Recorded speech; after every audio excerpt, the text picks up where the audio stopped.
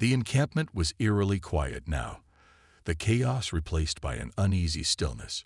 Ryan Fletcher stood beside Lyra, his body aching and his mind heavy with exhaustion.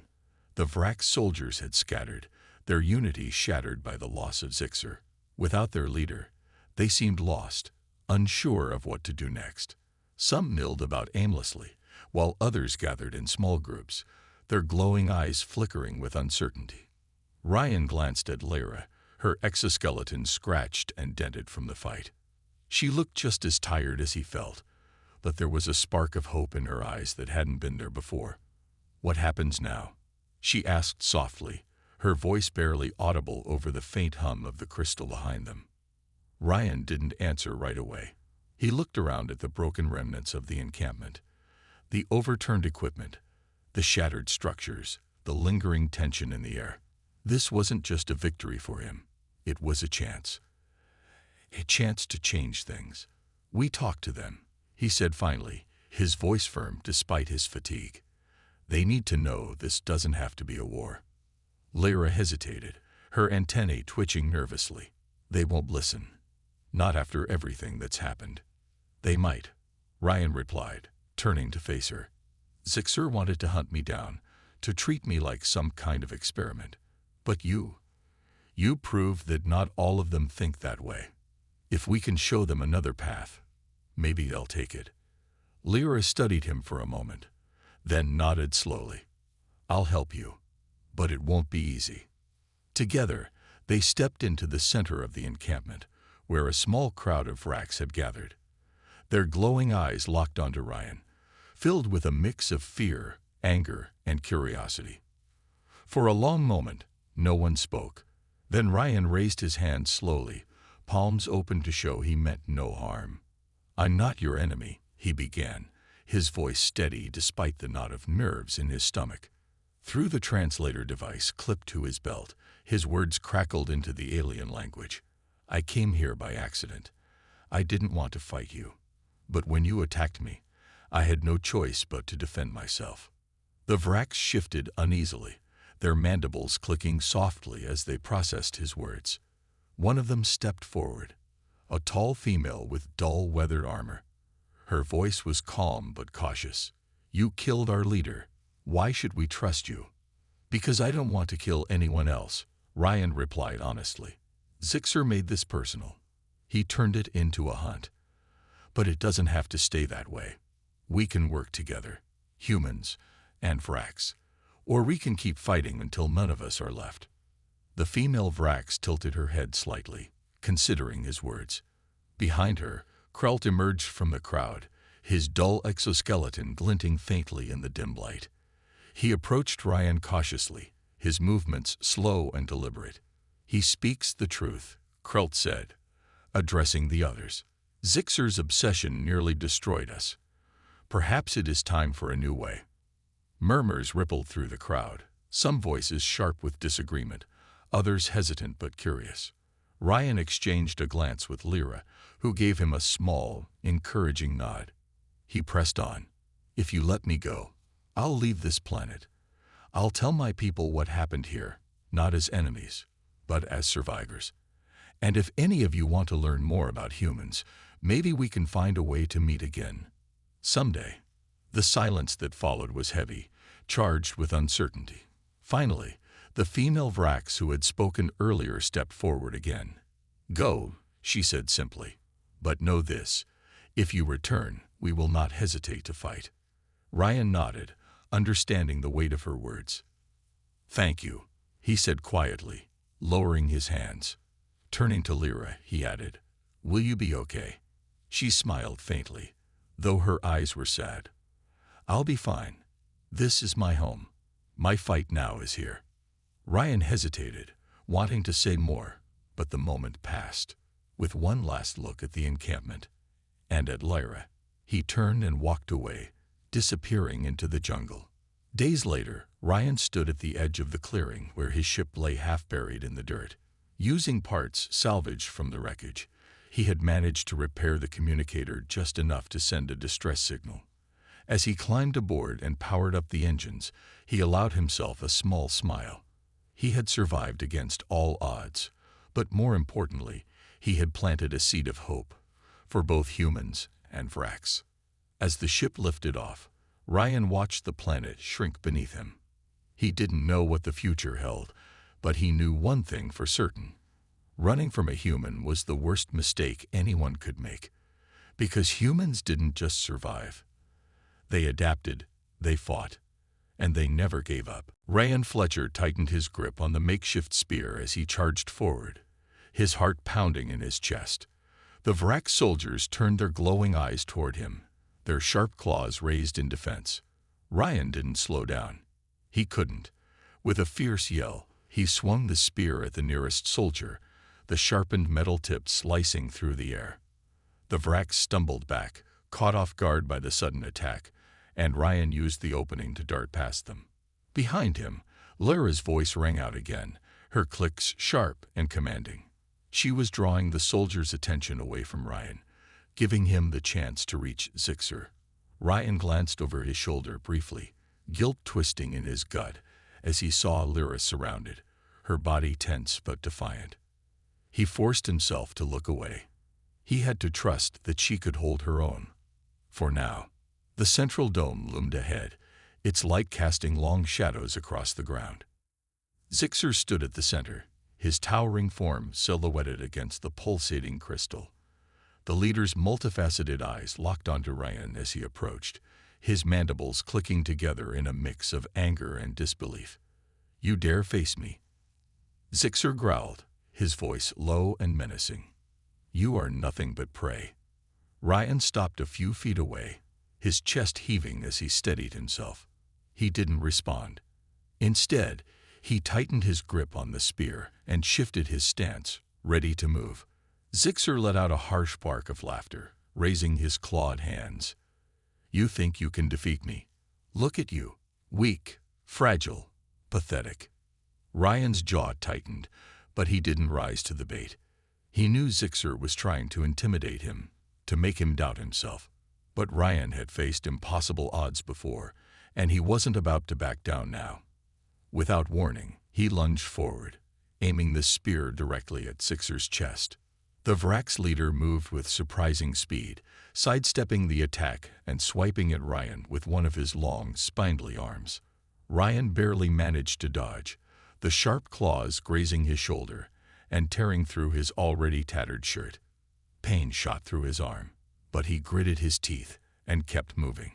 He couldn't afford to hesitate, not against an opponent like this. Zixer's attacks came fast and relentless, each strike forcing Ryan to retreat further into the dome. The space was cramped, the air thick with the hum of the crystal, and Ryan struggled to find room to maneuver. But he refused to give up. Every time Zixer struck, Ryan countered, using his smaller size and agility to stay just out of reach. "You cannot win," Zixer snarled, his frustration growing as Ryan continued to evade him. "Your strength is nothing compared to mine." Ryan didn't answer. Instead, he feigned a stumble, dropping to one knee as if exhausted. Zixer hesitated for a split second, his glowing eyes narrowing suspiciously. That moment of doubt was all Ryan needed. With a burst of energy, he surged forward, driving the spear upward with all his strength. The weapon struck true, piercing Zixer's exoskeleton and embedding itself deep in his side. The Vrax leader let out a deafening screech, his body jerking violently as he staggered backward. For a moment, he teetered on the edge of the platform surrounding the crystal, his claws grasping at the air. Then, with a final guttural roar, he fell, crashing to the ground below. Ryan stood there, breathing heavily, his body trembling with exhaustion. The fight was over, but the battle wasn't. Outside, the sounds of chaos still echoed through the encampment. Ryan turned and ran back toward the entrance, his mind racing. Lyra was still out there, and he couldn't leave her behind.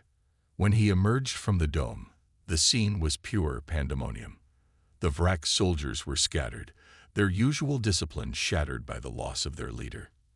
In the midst of the confusion, Ryan spotted Lyra, her body battered but alive. She was holding her own against two soldiers, her movements quick and precise despite her injuries. "Lyra!" Ryan shouted, rushing to her side. Together, they fought off the remaining soldiers, their combined efforts driving the Vrax back. When the last of them retreated, Ryan turned to Lyra, his chest heaving. "Are you okay?" She nodded, though her body sagged with exhaustion. "We did it," she said softly, her voice filled with disbelief. "We actually did it." Ryan allowed himself a small smile, though his body ached and his mind was clouded with fatigue. They had won, for now. But as they stood there amidst the wreckage of the encampment, Ryan knew their fight was far from over. The Vrax wouldn't forget this, and neither would he. Ryan, Fletcher, and Lyra moved quickly through the jungle, their steps muffled by the thick undergrowth. Behind them, the angry shouts of the Vrax echoed like a storm chasing its prey. Ryan's heart pounded in his chest as he glanced over his shoulder, half expecting to see glowing eyes closing in on them. But for now, they were safe, hidden by the shadows of the trees and the cover of night. Lyra's breathing was shallow, her body trembling from exhaustion. Ryan slowed his pace slightly, giving her time to catch her breath. "Are you okay?" he asked quietly, his voice barely audible over the sounds of the jungle. She nodded, though her expression was grim. "I'll be fine," she replied, her voice soft but steady. "But Zixer won't stop. He'll destroy everything to find us." Ryan clenched his jaw, anger and determination burning in his chest. "Then we'll make sure he can't." His mind raced with possibilities. They couldn't keep running forever, and with each passing hour, the Vrax grew more desperate and more dangerous. If they wanted to survive, they needed to end this once and for all. As they reached a small clearing, Ryan stopped and crouched low, pulling out the translator device. He adjusted the frequency, listening intently to the disjointed voices of the Vrax. Their frustration was palpable now, their usual calm replaced by frantic commands and heated arguments. Ryan smiled faintly. "Good," he thought. "Let them fall apart." "We need to hit them where it hurts," Ryan said after a moment, turning to Lyra. "Their leader, Zixer. He's the one driving this hunt. Take him out, and the rest will lose direction." Lyra hesitated, her antennae twitching nervously. "Zixer is strong and ruthless.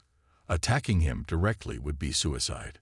"I didn't say we'd fight fair," Ryan replied, his tone sharp but resolute. "We use what we've got, traps, distractions, anything to get close enough to take him down." Lyra studied him for a moment, then nodded slowly. "If we do this, we'll need to be smart and fast." Together, they began planning. Using materials scavenged from the wreckage of Ryan's ship, they created makeshift weapons, sharp shards of metal tied to wooden handles, crude explosives rigged from wires and fuel cells. Lyra shared her knowledge of the encampment's layout, pointing out weak points in their defenses and areas where Zixer was most likely to be found. With each passing minute, their plan took shape. By dawn, they were ready. The jungle around them came alive with the sounds of birds and insects, but Ryan and Lyra moved silently, their focus unwavering. As they approached the edge of the encampment, Ryan could see the Vrax soldiers patrolling the perimeter, their movements tense and hurried. The power outage had left them shaken, and Zixer's orders had driven them to the brink of exhaustion. Ryan signaled for Lyra to wait while he set up the first distraction, a small explosive hidden beneath a pile of leaves near the main entrance. When it detonated, the explosion sent a shockwave through the camp, scattering debris and drawing the attention of nearly every soldier nearby. Shouts of alarm filled the air as the Vrax scrambled to investigate. "Now," Ryan whispered sharply, and together, he and Lyra slipped into the chaos. They moved quickly, sticking to the shadows and avoiding the panicked soldiers. Ryan's eyes locked onto the central dome, where Zixer's towering form stood silhouetted against the light of the crystal. The leader's mandibles clicked furiously as he barked orders, his voice cutting through the confusion like a blade. Ryan tightened his grip on the makeshift spear in his hand. This was it, their chance to end the hunt. But as they closed in on Zixer, a group of soldiers appeared, blocking their path. Ryan froze, his mind racing. There were too many of them. They were trapped.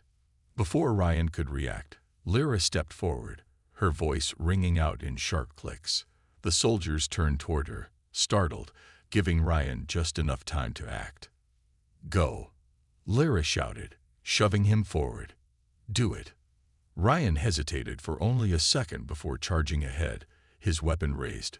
Whatever happened next, he knew one thing for certain: he wouldn't let her sacrifice be in vain. The jungle was alive with the sounds of chaos as Ryan Fletcher pushed himself to his feet. His body ached, his legs trembling from the effort of running. But he forced himself to move. He couldn't stop. Not now. The power outage at the Vrax encampment had thrown their entire operation into disarray, but Ryan knew it wouldn't last long. The Vrax were resourceful, and Zixer would stop at nothing to restore order and capture him. Ryan's thoughts kept returning to Lyra. She had stayed behind to give him a chance to escape, and he couldn't shake the image of her standing alone in the dome, facing an army of angry Vrax soldiers. Was she safe, or had Zixer already punished her for helping him? The guilt weighed heavily on Ryan, but he pushed it aside. He had to focus. For now, survival came first. If he wanted to repay Lyra's bravery, he needed to stay alive. As he moved deeper into the jungle, Ryan heard faint clicking noises echoing through the trees. The Vrax were searching for him again, their movements more frantic this time. Without the crystal's power, their advanced technology was useless, forcing them to rely on old-fashioned tracking methods.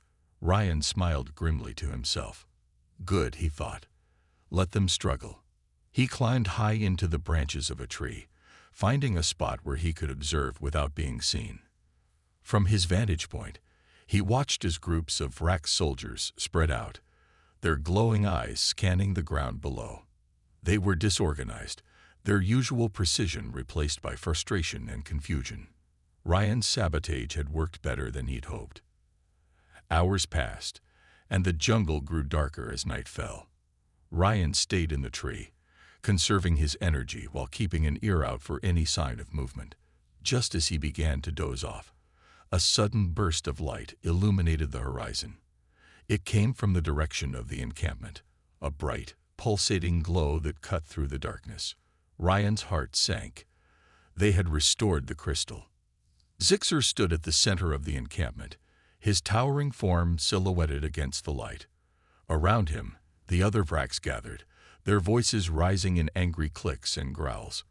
"This human has made fools of us." Zixer barked, his voice sharp and commanding. "It must be stopped. Now." Krelt stepped forward cautiously, his dull exoskeleton glinting faintly in the light. "We have identified the one who helped it," he said, gesturing toward Lyra, who was being held firmly by two soldiers. Her head was bowed, her body tense but silent. "She admits to aiding the human." Zixer turned his cold gaze on Lyra, his mandibles clicking together in fury. "You betrayed us," he hissed. "For this, you will pay." Before anyone could react, Ryan emerged from the shadows of the jungle, his makeshift spear raised. "Leave her alone," he shouted, his voice cutting through the tension like a blade. Every eye turned toward him, glowing with shock and anger. For a moment, the world seemed to freeze. Then Zixer let out a harsh bark of laughter. "So the prey comes to us. How brave, or how foolish." Ryan didn't respond. Instead, he charged forward, using the chaos to his advantage. He struck quickly, aiming for the soldiers holding Lyra. One stumbled back, startled, giving Ryan just enough time to grab Lyra's arm and pull her away. Together, they ran into the jungle, the shouts of the Vrax fading behind them. When they were far enough away, Ryan stopped, his chest heaving.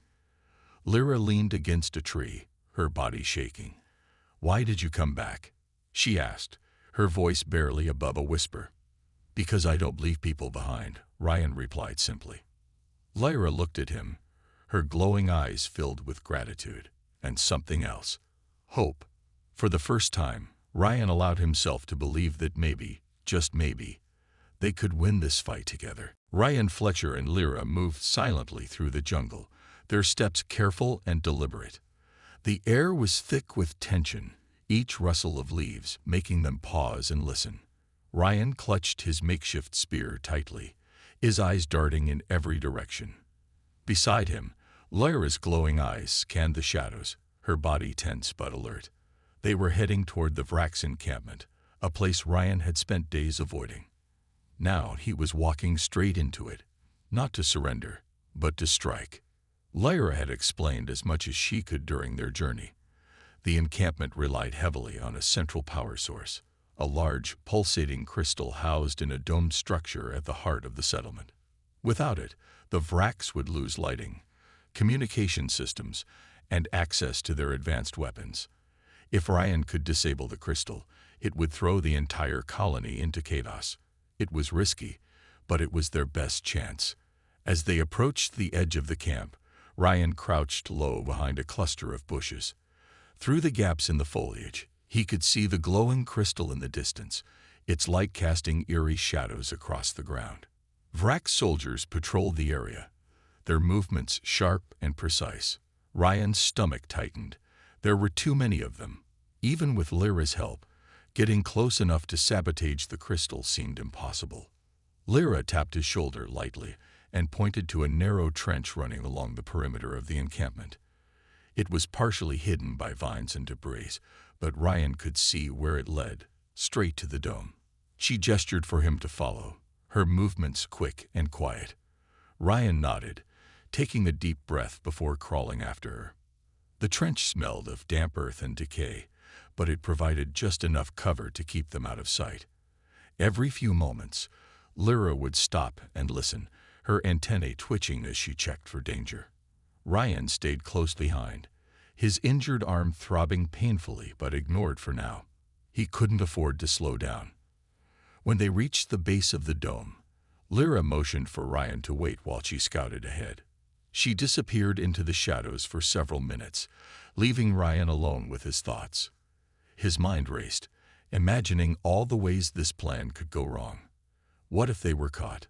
What if Zixer was waiting for them? But then Lyra returned, her expression urgent but determined. She signaled that the coast was clear.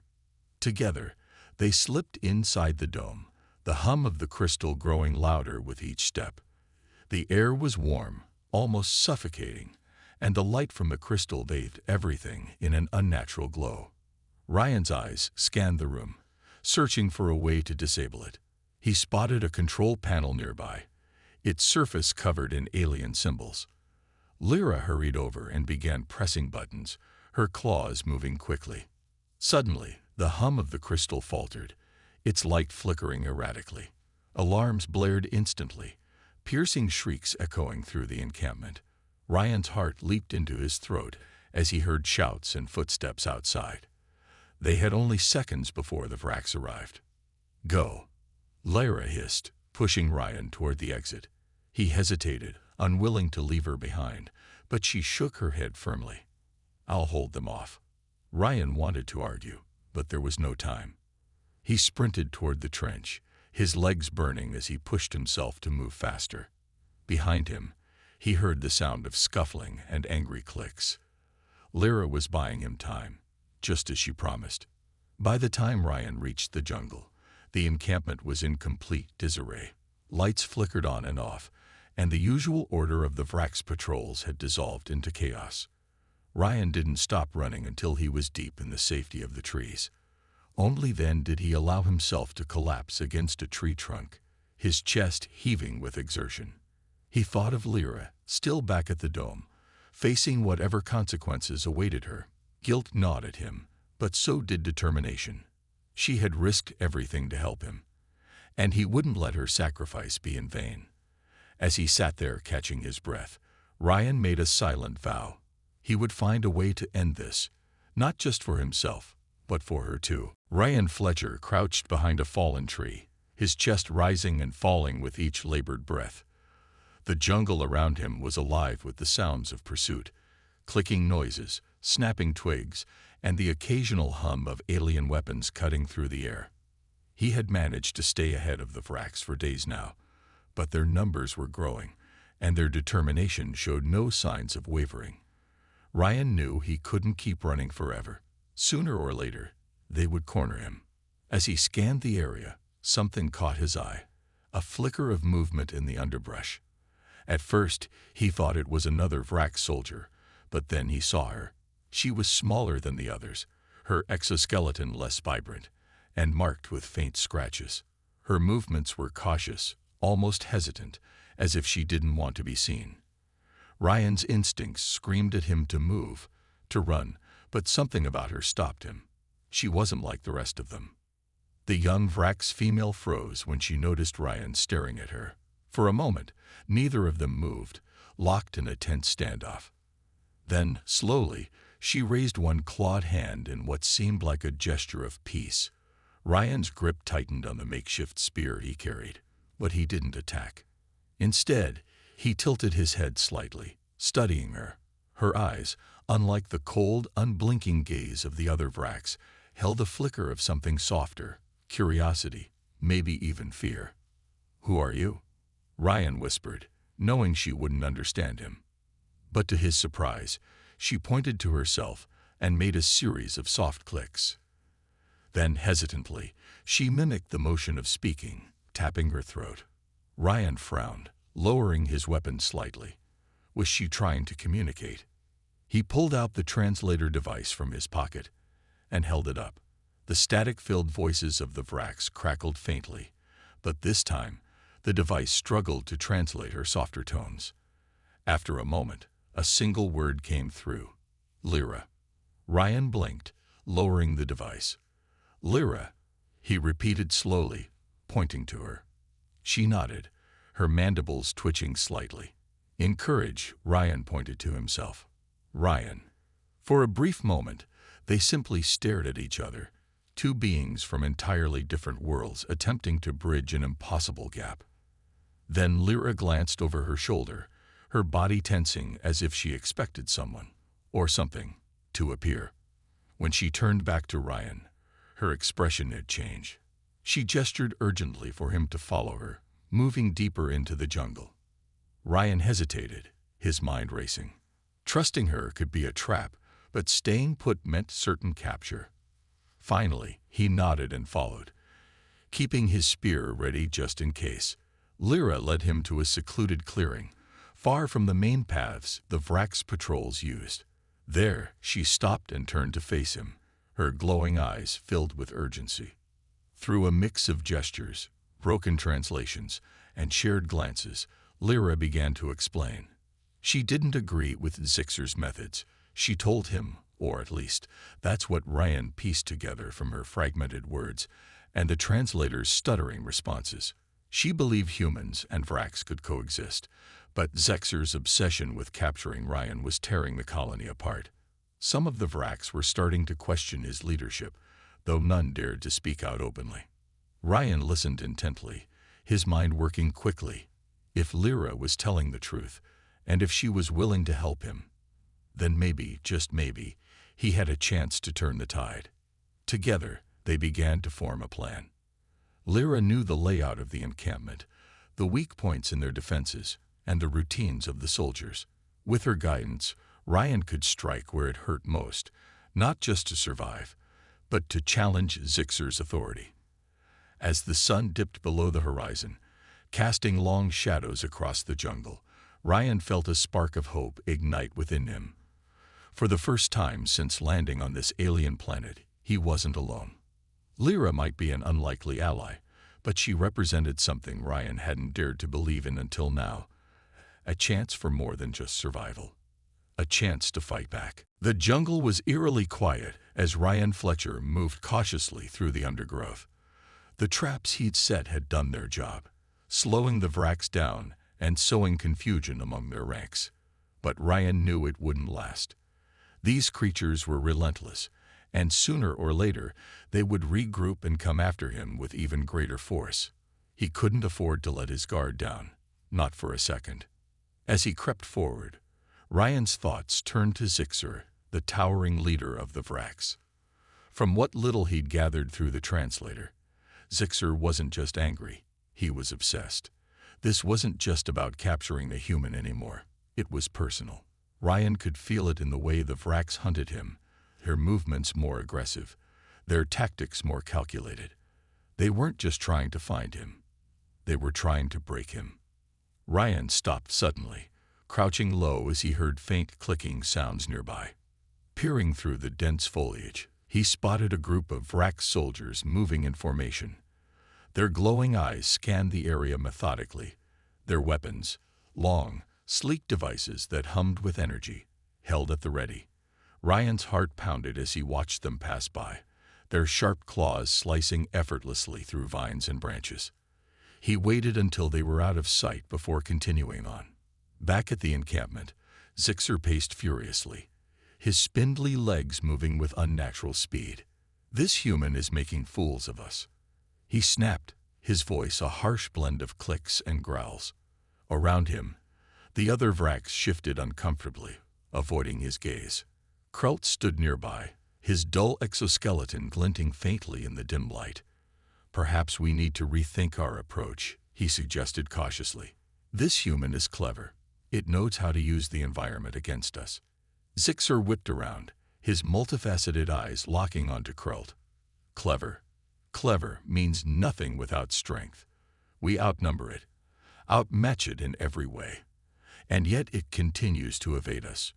Why?" Krelt hesitated, choosing his words carefully. "Because it fights like prey, not like an enemy. It doesn't face us head-on. It hides, strikes quickly, and retreats. It's using fear against us." Zixer's mandibles clicked together sharply. "Fear. Ridiculous. We are the hunters here, not the hunted."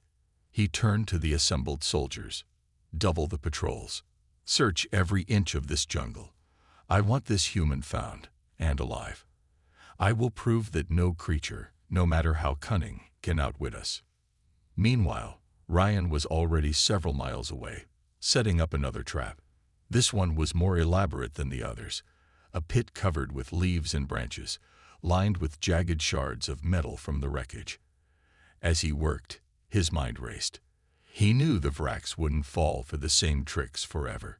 Sooner or later, they'd figure out his patterns and adapt. That meant he needed to stay one step ahead, always thinking, always planning. By nightfall, Ryan had positioned himself high in the branches of a tree, hidden among the thick leaves. Below him, the jungle stretched endlessly, its shadows alive with movement. He clutched the translator device tightly, listening intently to the distorted voices of the Vrax. Their frustration was palpable now, their once coordinated efforts beginning to unravel. Ryan allowed himself a small, grim smile. Good, he thought. Let them feel what it's like to be unsure, to doubt every step they take. Hours passed, and just as Ryan began to drift into an uneasy sleep, a loud crash echoed through the jungle. Startled awake, he peered down to see a group of Vrax scrambling to free one of their own from the pit trap. The soldier thrashed wildly, its cries of pain mixing with the angry shouts of its comrades. Ryan's grip tightened on the branch above him. Another success. But it wouldn't be enough. Not yet. As dawn broke, Ryan climbed down from the tree, his body stiff and sore. His injured arm throbbed painfully, and his clothes were damp with sweat and dew. But he didn't stop. He couldn't. Moving silently through the jungle, he began gathering materials for his next move. He didn't know how long he could keep this up, but he did know one thing. The longer he fought, the more cracks he saw forming in the Vrax's confidence. And if he could exploit those cracks, if he could make them doubt themselves, then maybe, just maybe, he could survive. For now, survival was all that mattered. Ryan Fletcher sat hunched over the toolkit he'd salvaged from the wreckage, his fingers trembling as he pieced together a crude weapon. The jungle around him was alive with sounds, chirping insects, rustling leaves, and the distant calls of unknown creatures. But Ryan's focus remained sharp. He knew he couldn't keep running forever. Every step he took left a trail, and every moment he spent resting gave the Vrax more time to find him. If he wanted to survive, he needed to fight back. Using scraps of metal and wires, Ryan fashioned a simple but effective trap. It wasn't much, a tripwire connected to a heavy branch suspended above the ground. But it would do the job. He set it up along a narrow path that led toward the Vrax encampment, hoping their patrols would stumble into it. As he worked, his mind raced. These creatures were fast, strong, and organized. They had numbers on their side, while he had nothing but his wits and whatever he could scavenge. But Ryan had one advantage they didn't: desperation. He had no choice but to win. When the trap was ready, Ryan retreated deeper into the jungle, finding a spot where he could watch without being seen. He crouched behind a thick cluster of ferns, clutching the repaired translator device in one hand. The static-filled voices of the Vrax crackled faintly through the speaker, giving him a sense of their movements. From what he could gather, they were spreading out, combing the area systematically. Ryan's grip tightened on the device. They were getting closer. Hours passed, and just as Ryan began to doubt whether his plan would work, he heard it. A sharp snap followed by angry clicks and growls. Peering through the foliage, he saw two Vrax soldiers sprawled on the ground, tangled in the remains of the trap. One of them struggled to free itself, its spindly limbs flailing wildly, while the other lay motionless, its exoskeleton cracked where the branch had struck. The sight filled Ryan with a mix of relief and grim satisfaction. His trap had worked. The commotion drew more Vrax to the scene, their glowing eyes scanning the area for any sign of him. Ryan stayed perfectly still, his breath shallow and silent.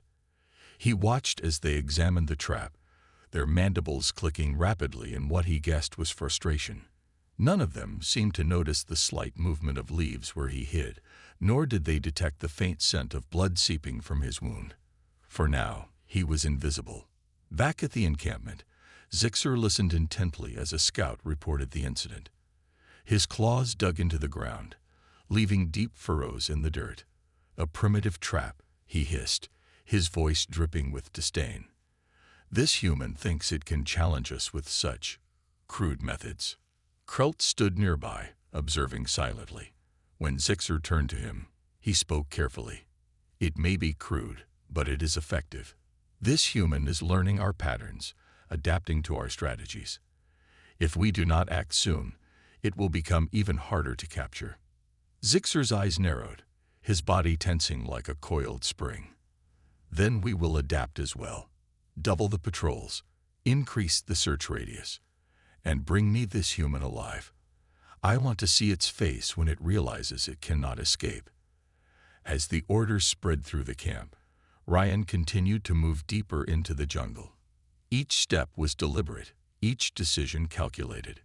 He knew the Vrax wouldn't give up easily, but he also knew something else. Fear. Fear could make even the strongest opponent hesitate, and hesitation was all Ryan needed to turn the tide in his favor. By dawn, Ryan had set up 2 more traps, each one more elaborate than the last. He used vines to create snares, rigged rocks to fall onto paths, and scattered broken glass from the wreckage to slow down anyone who dared follow him. With each new obstacle, he felt a flicker of hope. Not much, but enough to keep him going. As the sun rose higher, Ryan paused to catch his breath. His body ached from exhaustion, and his injured arm throbbed painfully, but his mind remained clear. He glanced at the translator device again, listening to the disjointed chatter of the Vrax. Their voices were tense, almost frantic now. Good, he thought. Let them feel what it's like to be hunted. For the first time since landing on this alien planet, Ryan allowed himself a small smile. He might be outnumbered, outmatched, and alone, but he wasn't powerless. Not anymore. Back at the Vrax encampment, Zixer stood tall in the center of a large circular clearing. The towering insectoid leader clicked his sharp mandibles together as he addressed his soldiers. His voice was a series of high-pitched chirps and low growls, but the meaning behind his words was clear. Failure would not be tolerated. Around him, The other Vraks shifted uneasily, their elongated limbs twitching with nervous energy. They had never encountered prey like this before, something small, fragile, and yet strangely cunning. Krult, Zixer's advisor, stepped forward cautiously. His exoskeleton was duller than the others, marked with faint scratches from years of service. "Zixer," he began, his tone respectful but hesitant, "this human is unlike anything we've seen. It moves quickly and seems to anticipate our actions. Perhaps we should reconsider our approach." Zixer turned his multifaceted eyes toward Krult, his gaze piercing. "Reconsider. This creature is weak. Look at it. Soft skin, no natural defenses. It should have been caught by now. Yet you suggest we change our plans because of its tricks." He spat the last word with disdain, his claws clicking together loudly. Krult bowed his head slightly, avoiding direct eye contact. "I only mean that we must understand it better. Humans are known for their intelligence. If we underestimate them, we risk losing control of the situation." Zixer let out a harsh bark of laughter, a sound that echoed through the camp. "Intelligence? What good is intelligence when faced with superior strength and numbers? We will find this human, and we will bring it here, for study, if nothing else. Then we will see how clever it truly is." Meanwhile, Ryan Fletcher crouched inside a shallow cave hidden deep within the jungle. His makeshift bandage was already soaked through with blood, and the pain in his arm pulsed steadily. Despite his exhaustion, he forced himself to focus. Using the piece of metal he'd salvaged earlier, he worked on repairing the handheld translator device he'd managed to save from the crash. Sparks flew as he twisted wires together, his hands trembling slightly from fatigue. The translator crackled to life just as Ryan finished connecting the final wire. At first, all he heard was static, but then faint voices emerged, alien voices. He adjusted the frequency until the sounds became clearer. Though the language was foreign, the translator struggled to convert it into something resembling English. Bits and pieces came through. Human. Escape. Hunt. Ryan clenched his jaw, anger mixing with determination. These creatures weren't just hunting him. They were talking about studying him, treating him like some kind of lab experiment. That thought alone pushed him to keep going. He couldn't let them catch him. Not now. Not ever. As night fell over the jungle, Ryan ventured out of the cave to scavenge for supplies. The darkness provided some cover, but every rustle of leaves made him freeze, his heart hammering in his chest. He moved carefully, staying low and avoiding open areas. Eventually, he found what he was looking for, more wreckage from his ship scattered across the ground. Among the debris, he discovered a small container holding emergency rations and a toolkit. But as he stuffed the items into his bag, Ryan noticed something else. A set of tracks leading away from the crash site. They were unmistakably alien, three-toed prints pressed deeply into the soft earth. Whoever, or whatever, had left them had been heading straight for the Vraks encampment. Ryan's mind raced. Was this part of their strategy? Were they trying to draw him back to the settlement? A sudden noise snapped him out of his thoughts. Twigs snapped nearby, followed by the unmistakable sound of movement. Ryan dropped to the ground, pressing himself flat against the dirt. Through the underbrush, he saw shadows shifting. Vrak soldiers, their glowing eyes scanning the area.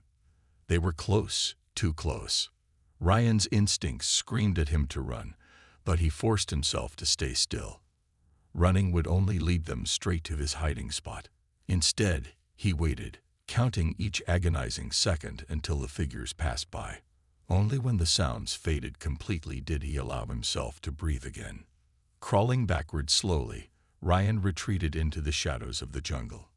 He knew he couldn't keep running forever. Sooner or later, he'd have to face these creatures head-on. But for now, survival was his only priority. And as long as he kept moving, kept thinking, he had a chance. Ryan Fletcher stumbled through the dense jungle, his breath coming in ragged gasps. The air was thick with humidity, and sweat dripped down his face as he pushed past vines and low-hanging branches. His clothes were torn, his boots caked with mud, and a deep gash on his forearm throbbed painfully.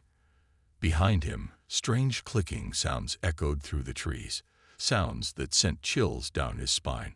Whatever was following him wasn't human. It had started hours ago when Ryan first landed on this alien planet. His small scout ship had malfunctioned during re-entry, forcing him to crash land in the middle of nowhere. At first, he thought he was alone. But then he saw them, the insectoid creatures standing near their settlement.